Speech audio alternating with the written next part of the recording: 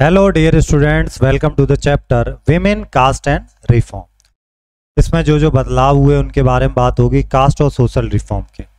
आज की जो लाइफ है वो काफ़ी अलग है। अगर आप पहले की लाइफ से कंपेयर करें, जो कि 200 साल पहले जो बच्चों की लाइफ हुआ करती थी वो और आज की लाइफ, दोनों में बहुत बड़ा फ़र्क है। अब बच्चे जो हैं आराम से, जो मिडिल क्लास फैमिलीज़ है, ज़्यादातर गर्ल्स वो अटेंड करती हैं स्कूल्स को, पढ़ती हैं लड़कों के साथ में, बड़ी होती हैं, फिर हायर एजुकेशन भी जाती हैं, कॉलेज में, यूनिवर्सिटीज़ में जाती हैं वो, ये सब। और जब वो लीगल हो जाती हैं अडल्टहुड में, फिर वो मैरिज करती हैं। लेकिन बहुत पहले जो था ये सिचुएशन नहीं थी, स्पेशली गर्ल्स के लिए तो बहुत मुश्किल था।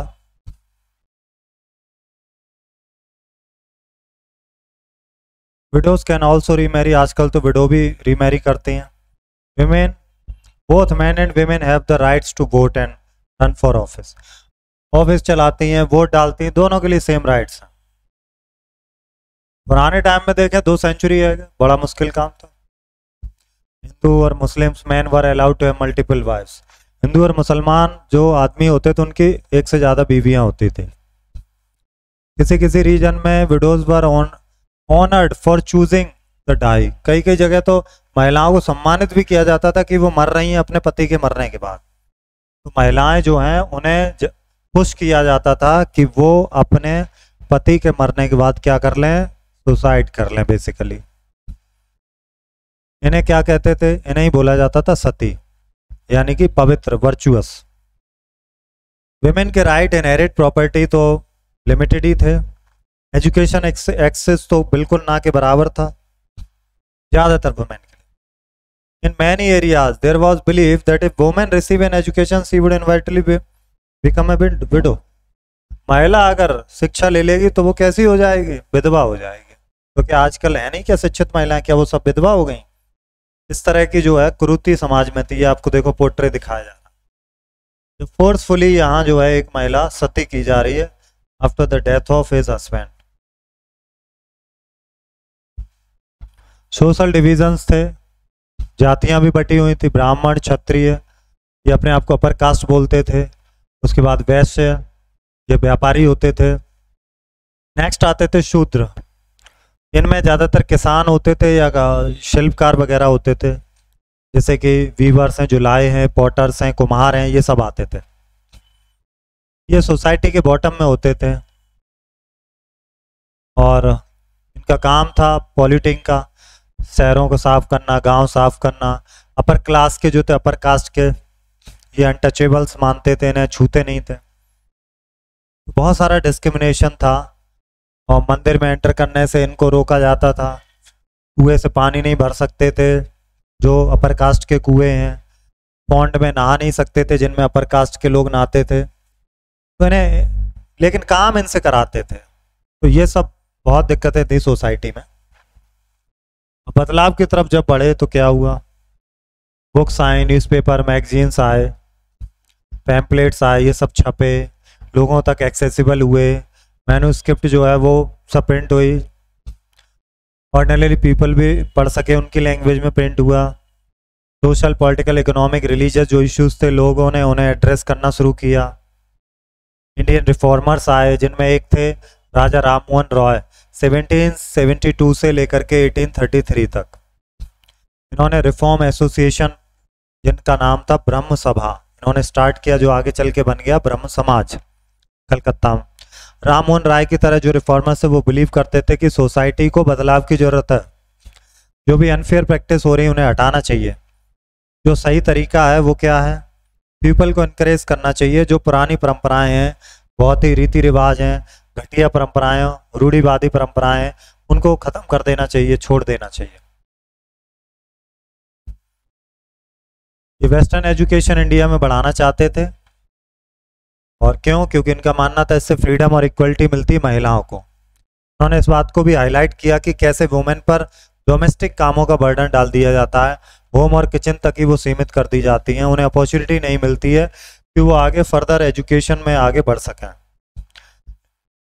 इनका मानना था कि एजुकेशन जो है वो एसेंशियल है। अगर हमें महिलाओं को आगे बढ़ाना है तो उनके लिए एजुकेशन बहुत ज़्यादा ज़रूरी है।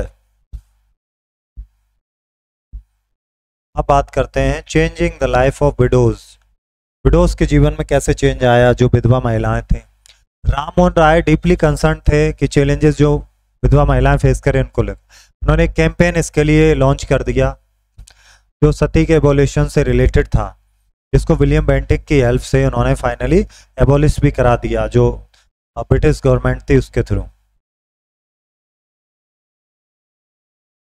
Ram Mohan approach was later adopted by other reforms. कुछ दूसरे रिफॉर्मर्स ने भी इस अप्रोच को फॉलो किया। When they wanted to challenge harmful practices, often shout out verses from ancient scripture text. पुरानी जो किताबें थी उनकी वो पढ़ने लगते थे, वो संस्कृत के दिए हुए उनके जो छंद होते थे उन्हें पढ़ते थे, जिससे उनके आर्गुमेंट को बल मिले। जैसे ईश्वरचंद विद्यासागर का एग्जाम्पल है। प्रोमिनेंट रिफॉर्मर थे, एंसेंट टेक्स्ट को प्रपोज कर रहे थे कि widow should be allowed to remarry. His advocacy led to the British government passing a law. उनकी उससे ही ब्रिटिश गवर्नमेंट ने विधवा विवाह कानून बनाया 1856 में, जिससे विधवाओं की दोबारा शादी होने लगी।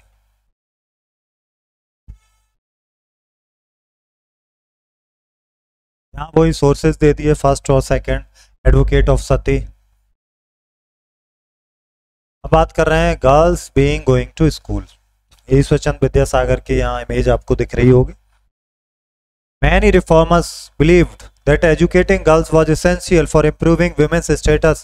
In Calcutta, Vidyasagar reformers Bombay established schools especially for girls. However, when this first school opened in the mid-19th century, many people were apprehensive. They worried that sending girls to school would take them away from home and hinder. बहुत से लोग डरते थे उस समय, लड़कियों को school भेजेंगे, घर से दूर भेजेंगे तो कितना मुश्किल हो जाएगा, है? और घर के काम कौन करेगा, बहुत तरह के डर थे लोगों के। Additionally girls had to travel through public areas to reach this school, और पब्लिक एरिया से होके ही जाना होता था। कुछ ने कहा इससे नकारात्मक विचार आएंगे कि लोग कहेंगे अपनी लड़की को घुमा रहे हैं इधर उधर, है। Throughout the 19th century, most educated women were taught at home by progressive fathers और हस्बैंड। 19th century में तो अधिकतर महिलाएं घर पर ही पढ़ी, उनके हस्बैंड ने पढ़ाया है, उनके फादर ने। सम वुमेन उन्होंने खुद को ही सिखाया, जैसे कि एग्जाम्पल है राज सुंदरी देवी। ये चोरी छिपे पढ़ी हैं। इससे पहले हम लोग पिछले जो क्लासेस थी उनमें इनके बारे में पढ़ चुके हैं। आगे चल के आर्य समाज आया, जिन्होंने गर्ल्स के लिए स्कूल खोले पंजाब में। ज्योतिराव फुले आए, उन्होंने महाराष्ट्र में ये सेम काम किया। Aristocratic Muslim house holds in north India, women learned to read the Quran in Arabic, taught by female instructor who came to their home. Some reformers like Mumtaz Ali reinterpreted Quranic verses to advocate for women's education. Quran के आयतों को उन्होंने reinterpret किया महिलाओं के education बढ़ाने के लिए। पहला उर्दू का जो नोवेल था लेट 19th century में आया, महिलाओं को इंस्पायर करने के पर्पज से ही आया था ये। Women write about women, महिलाओं ने महिलाओं के बारे में लिखा। जब Muslim women including the women, Begum Bhopal की बेगम थी, इनका सिग्निफिकेंट रोल था advancing education for women. Primary school इन्होंने स्टार्ट किया अलीगढ़ में। Another prominent figure Begum Rukaiya Sakhawat Hussain founded school for Muslim girls in Patna और कलकत्ता में रुकैया सखावत हुसैन ने स्कूल खोले। She boldly criticise conservative views, पुराने रूढ़िवादी विचारों को क्रिटिसाइज किया। आर्गू के रिलीजियस लीडर से सभी फेथ के कि महिलाओं क्यों नहीं पढ़ना चाहिए, क्यों नहीं उनको बड़े पदों पे पहुंचना चाहिए। ये आप देखिएगा फोटो है पंडिता रमाबाई। ये पढ़ी लिखी नहीं थी, लेकिन इन्होंने संस्कृत को पढ़ लिया था, इसलिए पंडिता की उपाधि दी गई थी ना। 1880s विमेन यूनिवर्सिटीज में आने लगी, डॉक्टर्स की ट्रेनिंग लेने लगी, अपने कैरियर में आगे बढ़ने लगी। मैनी विमेन स्टार्टेड राइटिंग, लिखने भी लगी, खुद के थॉट्स पब्लिश करने लगी। एक नोटेबल एग्जांपल है ताराबाई शिंदे, इन्हें घर में ही शिक्षा दी गई थी पूना में। इन्होंने एक किताब लिखी थी स्त्री पुरुष तुलना, है ना, comparison between women and man, जिसमें सोशल में जो सोसाइटी में क्रिटिसाइज किया गया। पंडिता रमाबाई संस्कृत की विद्वान थी, इनका मानना था जो हिंदुइज्म है वो अप्रेस कर रहा महिलाओं को। And authored a book about the hardship faced by upper caste Hindu women. She also founded A home of window home, इन्होंने स्टार्ट किया था पूना। जो महिलाएं थी उनको वहाँ रहती थी, उनको टीचिंग दी जाती थी, ट्रेनिंग भी दी जाती थी। ये चेंजेस आए जैसे कि बहुत सारे हिंदू नेशनलिस्ट थे, उन्हें इस बात का भी डर था कि वो वेस्टर्न कल्चर ना अपना लें महिलाएं, और हिंदू कल्चर कहीं करप्ट ना हो जाए, फैमिली वैल्यूज ना खत्म हो जाए। जो ऑर्थोडॉक्स मुस्लिम थे वो भी इसी तरह के कंसर्न थे उनके, जकी अनूसी। 19वीं सेंचुरी की लास्ट तक जो है ये रिफॉर्म बड़ी तेजी से बढ़े, और फिर मैगजीन्स के थ्रू स्कूल्स, ट्रेनिंग सेंटर्स, ये सब महिलाएं फिर उनसे जुड़ती चली गई। इन द 20वीं century leaders like Jawaharlal Nehru, Subhash Chandra Bose, इन्होंने भी सपोर्ट किया। किसका सपोर्ट किया? इक्वलिटी का, freedom for women. Nationalist leader promised full suffrage for all man and women, महिला पुरुष सबके लिए बराबर भागीदारी।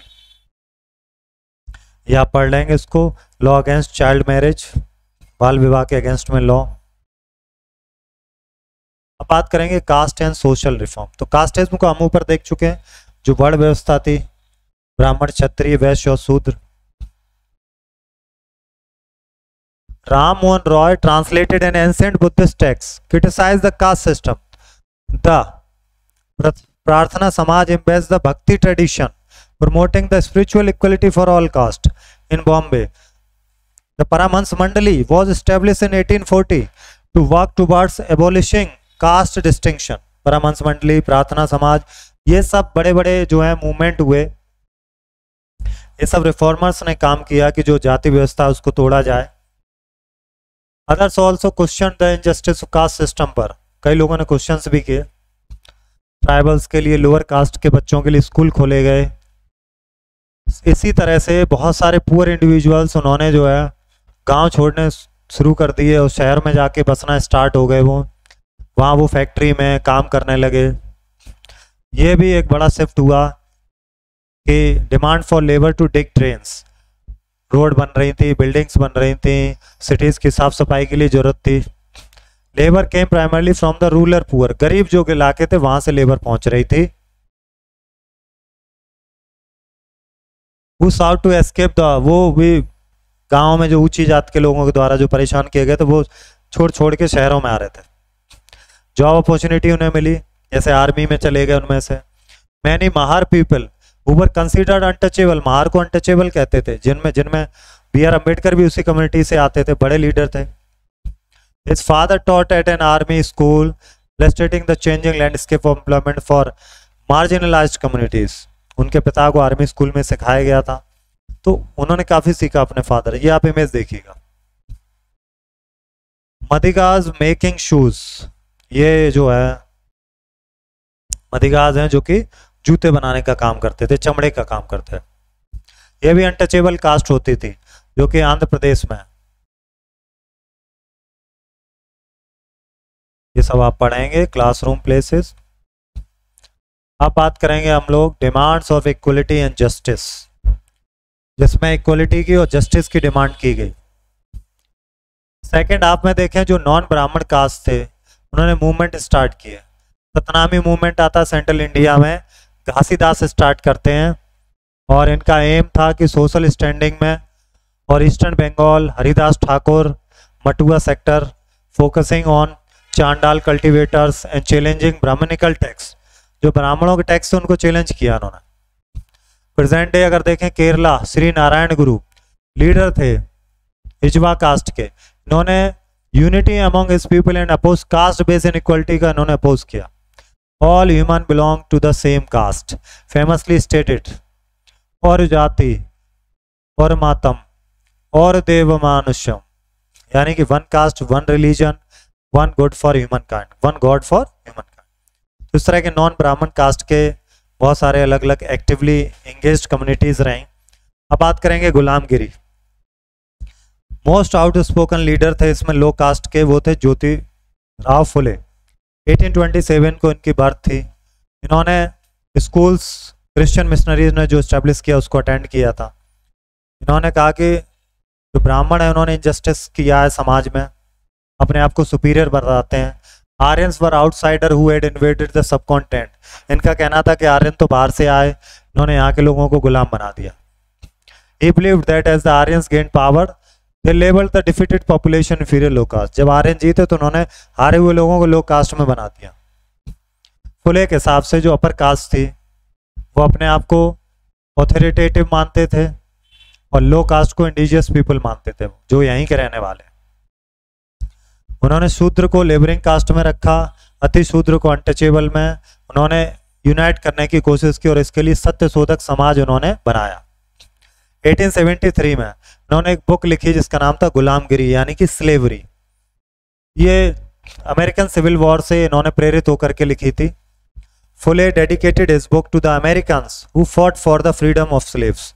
गुलामी से लड़ने के लिए जो अमेरिकन्स ने किया था उसके लिए इन्होंने ये डेडिकेट की थी, जो कि वहां काले लोग थे अमेरिका में, उनका जो स्ट्रगल था उसके बारे में। Phule's critique of the caste system को क्रिटिसाइज किया, विमेन एजुकेशन को उन्होंने बढ़ावा देने के लिए काम किया। इसी तरह से दलित लीडर थे B.R. अम्बेडकर वेस्टर्न इंडिया में, E.V. रामास्वामी नायकर थे साउथ में। अलग अलग जो है दलित लीडर्स हुए। 1927 में देखिए अम्बेडकर ने लिखा था ना, we are all human beings, we are also human being. अब बात करते हैं who could enter temples. Temples में कौन जा सकता था? अम्बेडकर मार जाति में पैदा हुए थे, प्रिजुडिसाइज लाइफ उन्होंने जी। लोग मना करते थे कि नीचे जाति के लोग नहीं जा सकते, केवल अपर क्लास के ही जाएंगे। स्टूडेंट्स थे वो अपर क्लास वाले क्लास में एक जगह बैठते थे। यूनाइटेड स्टेट से उन्होंने अपनी फेलोशिप आगे की। जब वो इंडिया आते हैं 1990 में, अम्बेडकर एक्सटेंसिवली इसके बारे में लिखते हैं कि अपर कास्ट ने कैसे डोमिनेट किया हुआ सोसाइटी के पावर को। टेम्पल एंट्री मूवमेंट स्टार्ट कर देते हैं अपने फॉलोअर्स के साथ और पानी लेते हैं जो कि टेंपल में टैंक बना वहां से। ब्राह्मण प्रीस्ट जो है इसको एक आउटरीच के तौर पे देखते हैं। 1927 1935 अम्बेडकर इस तरह के 3 मूवमेंट चलाते हैं जो चैलेंज करते हैं कास्ट प्रेजुडिसाइज को। His efforts were instrumental in raising awareness about the injustice faced by Dalit and pushing for social change। दलितों को उन्होंने उबारने के लिए इस पर भी काम किया।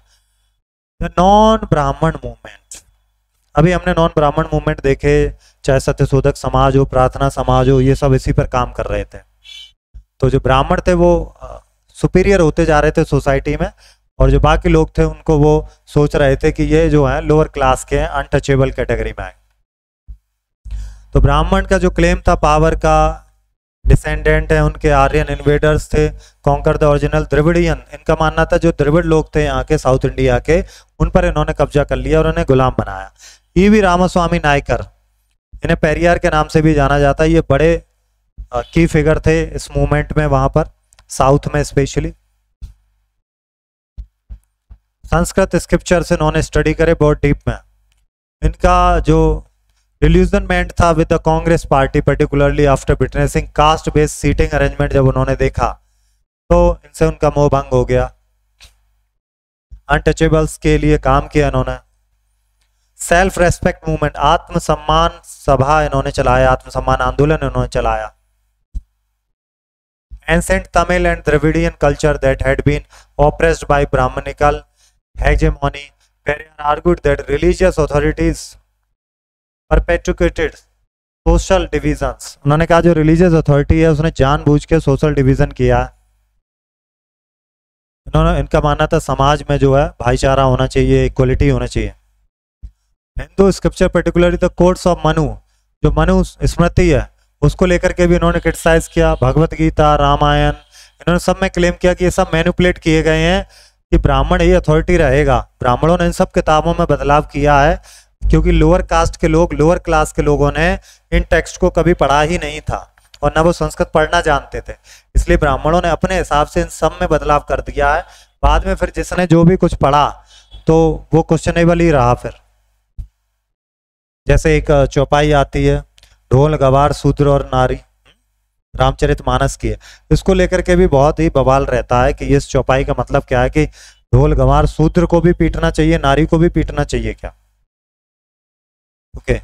और डोमिनेंस ओवर विमेन, देखिए ये यहाँ पे बिल्कुल इन्होंने एग्जैक्ट दिखाया। His assertions sparked a response from upper caste nationalist leaders promoting some self-reflection and reconsideration of their positions. In reaction to the rising voices of lower caste leader, Orthodox Hindu society established organizations such as the सनातन।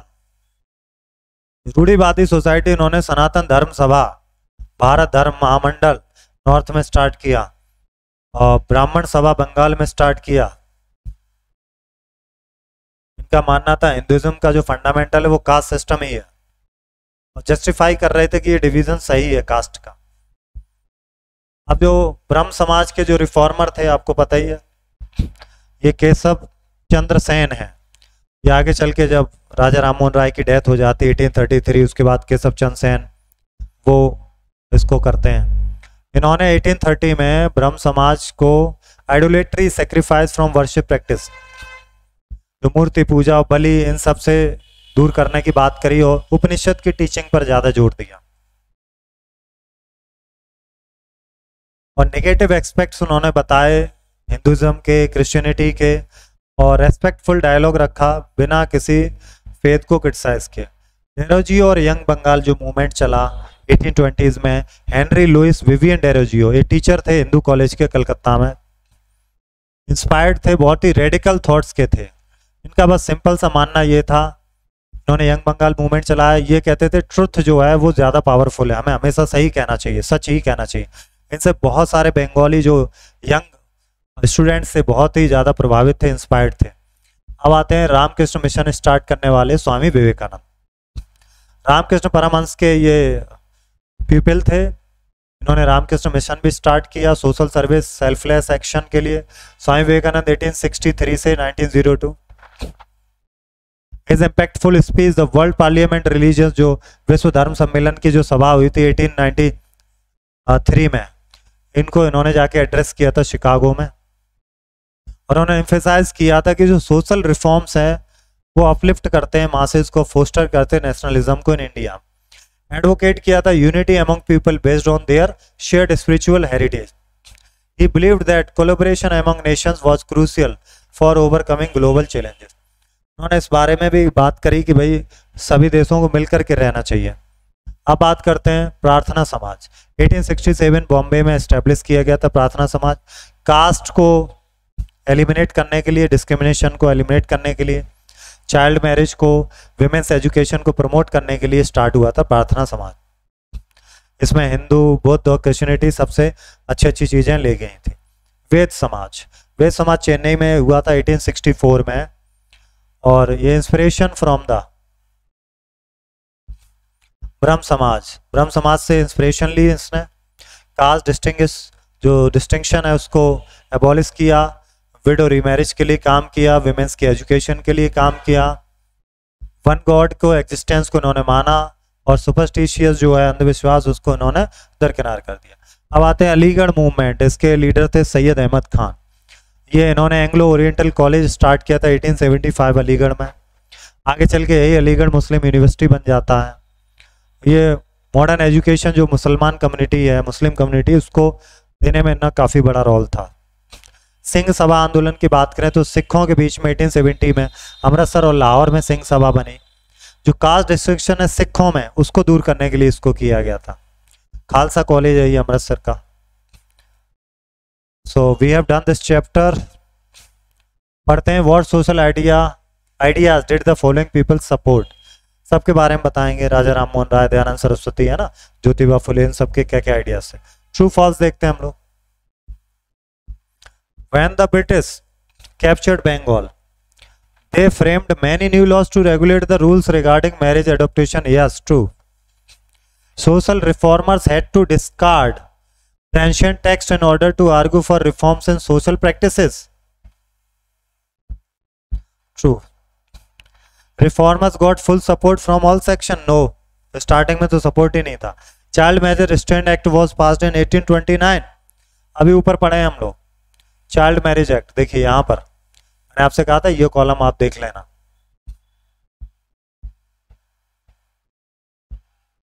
ये देखिए law against child marriage, right.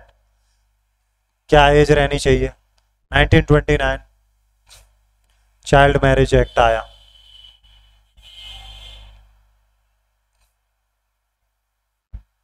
तो कहां थे हम लोग?